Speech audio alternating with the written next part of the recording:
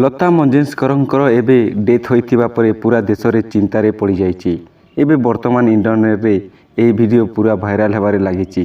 ଏହି ଭିଡ଼ିଓରେ ଦେଖାଯାଉଛି ଯେ ଗୋଟିଏ ଡଗ୍ ତାଙ୍କର ଗୀତ ଶୁଣି କାନ୍ଦିବାକୁ ଲାଗିଛି ଓ ଏହି ଡଗ୍ ଖାଇବା ପିଇବା ମଧ୍ୟ ଛାଡ଼ି ଦେଇଛି।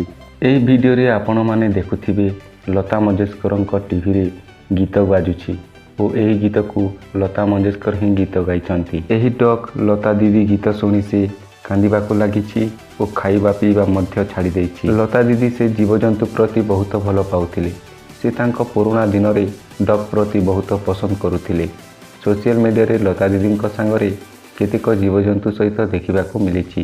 ଲତା ଦିଦିଙ୍କୁ ଜୀବଜନ୍ତୁ ଅପେକ୍ଷା ଲକ୍ଜରୀ କାର୍ ପ୍ରତି ବହୁତ ପସନ୍ଦ ଥିଲା।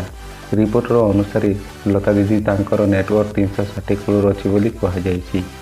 ଲତା ଦିଦିଙ୍କ ମରିବା ପରେ ସମସ୍ତେ ଦୁଃଖିତ ହୋଇଯାଇଥିଲେ ଓ ତାଙ୍କ ଶ୍ରଦ୍ଧାଞ୍ଜଳି ଦେବା ପାଇଁ ବଲିଉଡ଼ର ସେଲିବ୍ରିଟିମାନେ ଆସିଥିଲେ। ବନ୍ଧୁଗଣ, ଏମିତି ସୋସିଆଲ ମିଡ଼ିଆର ଅପଡ଼େଟ୍ ପାଇବା ପାଇଁ ଆମ ଚ୍ୟାନେଲକୁ ସବସ୍କ୍ରାଇବ୍ କରନ୍ତୁ। ରହୁଛି, ନମସ୍କାର, ଜୟ ଜଗନ୍ନାଥ।